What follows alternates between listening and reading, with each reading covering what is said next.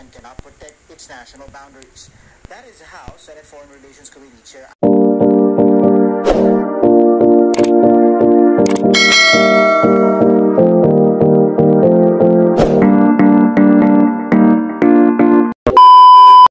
described the country as she dared the preliminary findings of their inquiry into the arrest and surrender of former President Rodrigo Duterte to the International Criminal Court. Yun na nga ang sinasabi ko na nakakahiya itong nangyari. Apakalungkot natin bilang Pilipino para tayong failed state. At tulad ng sinabi mo, kung nangyari minsan, pwedeng maulit. The palace shrugged off the findings of the panel as it cites opinions of various legal experts. Pero kung titignan po natin ang ibang mga experts, katulad po nila Justice Carpio, Attorney Butuyan, at yung ibang mga nagsasabi patungkol sa batas natin na RA 9851, maiiba po ang kanyang tingin sa nasabing issue. The presidential sister, however, cites legal infirmities in Duterte's arrest. First, the country had no legal obligation to the ICC because a diffusion was the government's only basis for the arrest. Marcos claims a diffusion is only used if the International Criminal Police Organization or Interpol cannot be sure if the request does not violate its own rules against getting involved in activities in politics or of a military, religious, or racial character. This argument, however, was previously debunked by an ICC-recognized lawyer who said there was nothing wrong with the use of diffusion. Kaya nga, may nagsasabi na yung Interpol bawal sa kanila mag-issue ng red notice pagkat may duda sila na political. Kaya ang pinalabas lamang nila ay yung diffusion para hindi sila sumabit kasi pinagbabawal ng sariling konstitusyon ng Interpol kapag political. Wala tayong legal obligation pero meron po tayong batas na sinasabi sa RA 9851.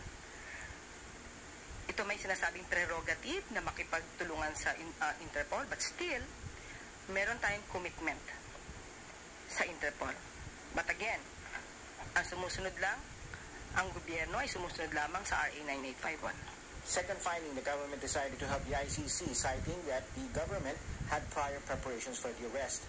The senator also presented a timeline, pointing out that the Marcos administration changed its tune on dealing with the ICC after ties soured between the Marcos and Duterte families. But for Malacanang, the government is merely following the law.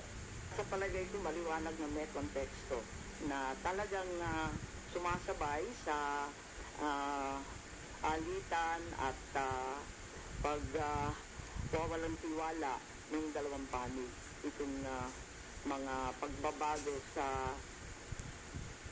legal processes and our international standards. Wala po tayong pinipersonal dito. Kung ano lang po ang sinasabi ulit ng batas at kung ano yung nagiging obligasyon natin at magiging commitment natin sa Interpol, yun lamang po ang ating gagawin. Wala pong personalan dito. Thirdly, the government allegedly violated Duterte's rights and failed to observe due process. Marcos believes the government has something to hide by invoking executive privilege and the sub judice rule to avoid answering questions. The senator notes her investigation hopes to identify policy gaps to ensure people's rights are protected. May urgency talaga kasi alam nga natin may second, may third warrant pa raw. Kaya kinakailangan mabinyag na lahat ng pagkakamali pag na kailanman maulit. At kung kinakailangan paltan yung polisiya, yung batas, tignan na natin at magkasundo tayo para maiwas to. Meanwhile, Marcos believes her inquiry drew the ire of her brother, admitting they had not talked for a while. Nagulat naman ako nung nagalit na nga kasi nga siguro hindi nagkakasundo, yung mga sagot, hindi tumutugma. Hindi, matagal na kami hindi masyado nag-uusap, maraming humaharang, matagal na. But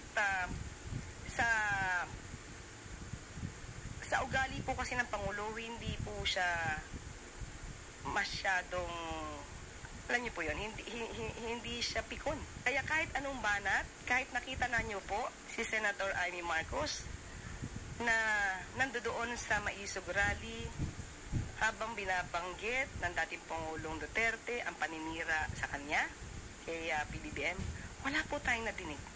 For Malacanang, the senator's exit from the administration state is for the best. A political strategist also believes this was the right choice since the senator's move to play both sides is backfiring. Tandaan natin, dati siyang mataas and she dropped.